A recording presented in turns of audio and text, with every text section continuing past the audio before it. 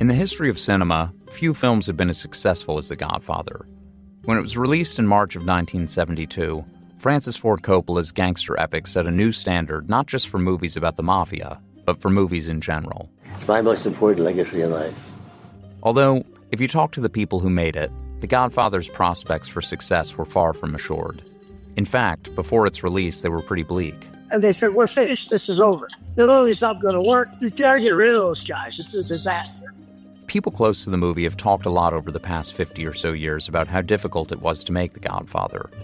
But in Leave the Gun, Take the Cannoli, my co-host Mark Seal and I strip back the varnish of movie history and talk to never-before-heard-from sources to get at what really made the process so arduous. For starters, Mario Puzo, the author of the book on which the movie is based, only wrote it because he was deep in gambling debt. This dead broke writer comes into his office with a 35-page treatment under his arm. And pretty soon, over cigars and conversation in Evans's office, the two men strike a deal. And when the studio behind the film, Paramount, tried to enlist a bankable director, it couldn't find one. Its solution?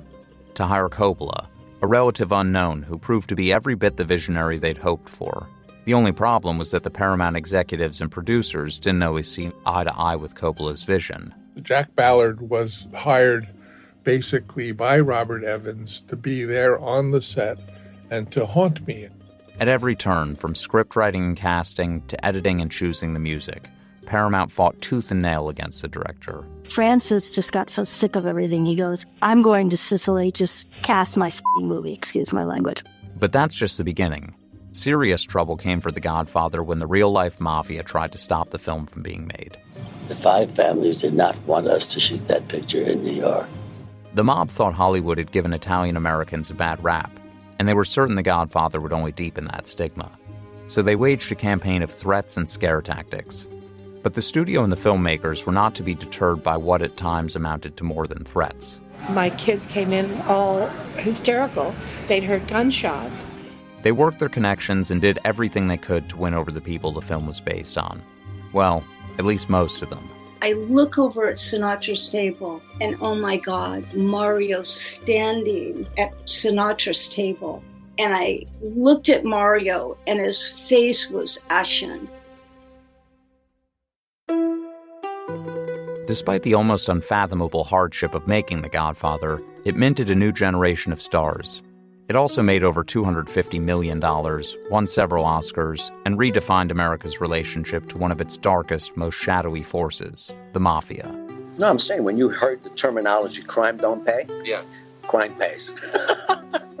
The result was a modern masterpiece that bridged old Hollywood and new Hollywood, and managed to win over the American public and the mafia alike. And the projectionist called me. The guys, Mr. Ruddy, I've been a projectionist my whole life. No one ever gave me $1,000 tip. Leave the Gun, Take the Cannoli is based on my co-host Mark's best-selling book of the same title. And on this show, we call upon his years of research to help unpack the story behind The Godfather's birth from start to finish. We sift through innumerable accounts, many of them conflicting, and try to get to the truth of what really happened. And more importantly, we find out how a story that starts like this... So, I pull up next to Rando, I roll my window down, I just stick my ass out the thing. This is the first day he's met us. ends like this. You got to understand, nobody ever envisioned the success of this movie. Leave the Gun, Take the Cannoli features new and archival interviews with Francis Ford Coppola. Yes, that was a real horse's head. Robert Evans. They've called me the Godfather's Godfather.